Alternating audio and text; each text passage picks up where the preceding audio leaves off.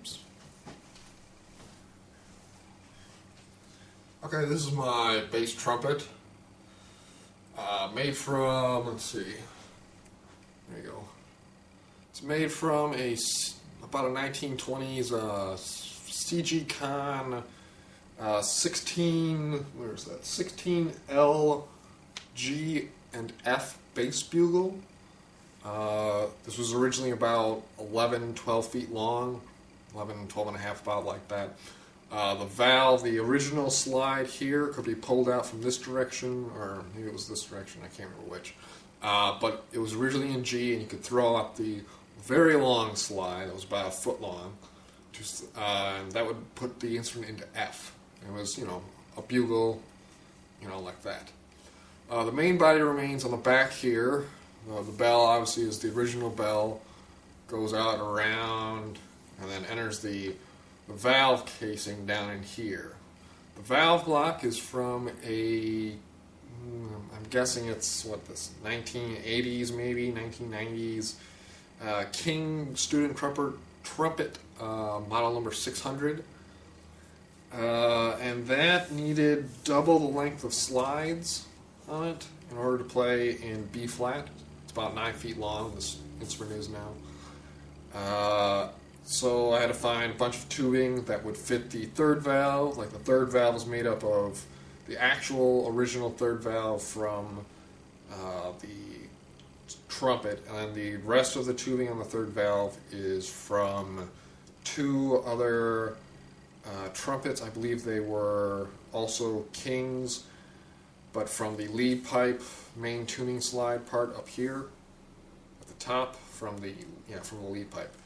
The second valve is made up of two first valve tuning slides, and that's spliced in onto a normal tuning slide from another King.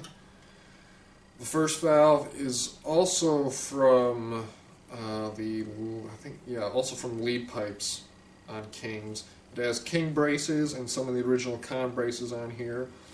This is a trombone hand slide brace. That one there, it's a little big, but I couldn't find another piece that fit there with the correct height that I needed for between this section here. This was the original slide from the Bass Bugle. The lead pipe is also the original from the Bass Bugle. There is a stepped bore. It goes down from like a 470, 480 bore down to about a 460 something bore. So there's a inner slide here, and you have the outer slide here. So you have like the slide would go in, and then this is an extra because I had to cut a lot of stuff off. This was an inner slide to fit into the outer slide and fit over top of the casing knuckle.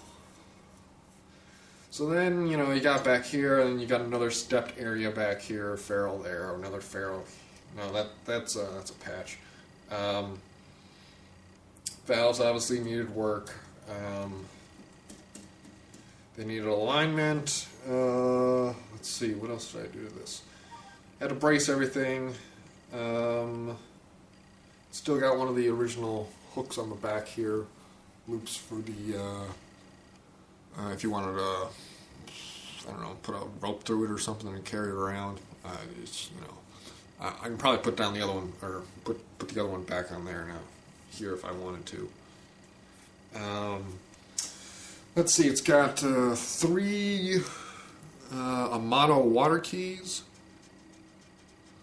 These are nice. They look nice. Yeah. Let's see.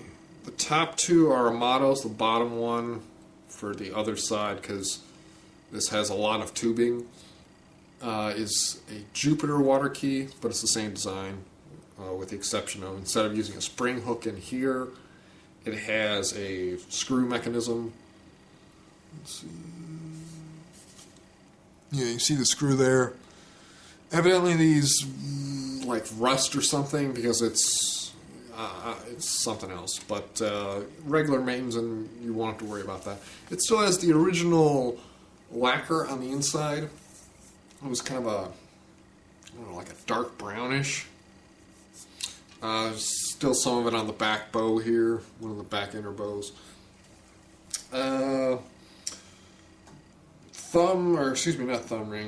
Pinky, whatever, hook there, the finger hook there is original from the bugle. The hard part was cutting the slides. This was originally like I don't know, 11 inches on each side. Had to cut that down. Had to obviously test this several times in order to get the proper, like 30th sharp or something. And then, you know, pull it out to the proper length here.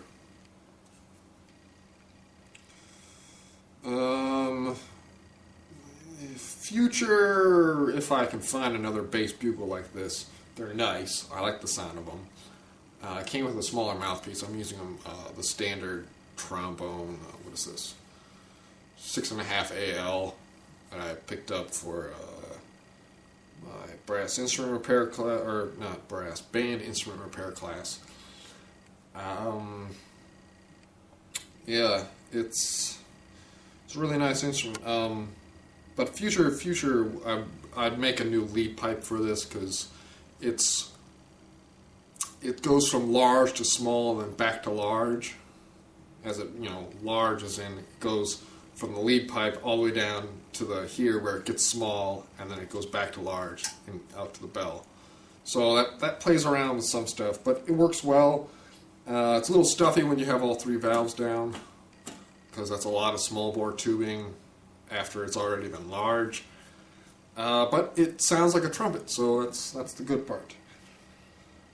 What else? So yeah, I'd redo the lead pipe, make it accept like an alto mouthpiece, something between the trombone and the trumpet, which is about an alto mouthpiece. And yeah, that should even out the bore difference between the bass bugle and the trumpet. Here's how it sounds.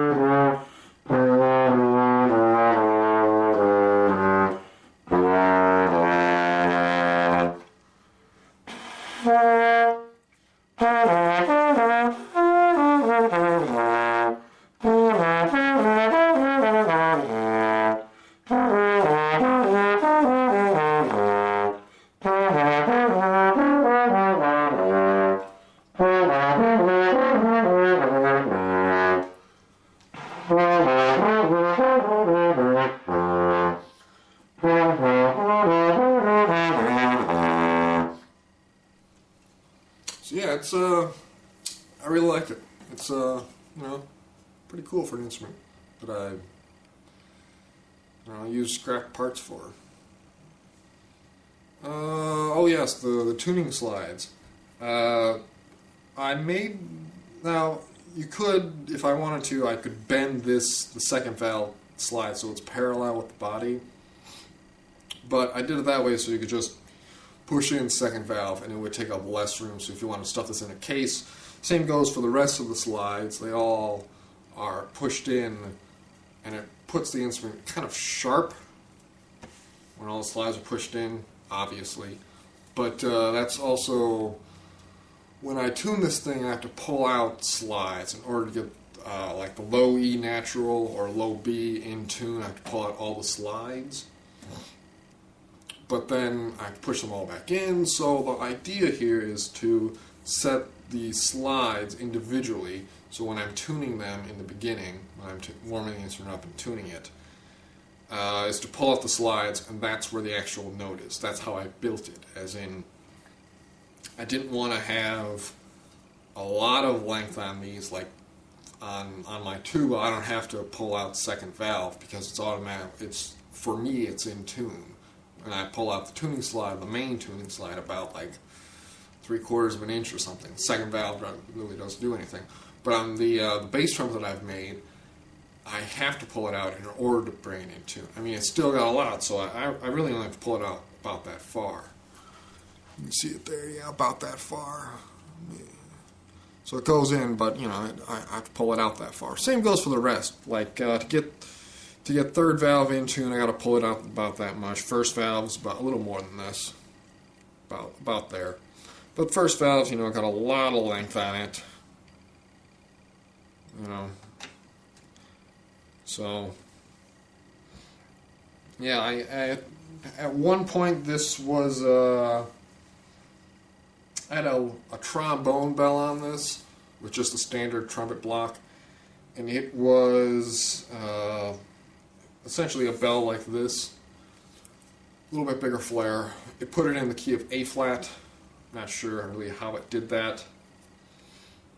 But it was, you know, A flat trumpet, and then I could pull out the slider and play it in A flat, whatever.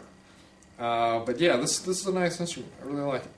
I don't really need the third valve slide hook. Don't see the reason to have that when you just use your mouth to lip the notes in tune.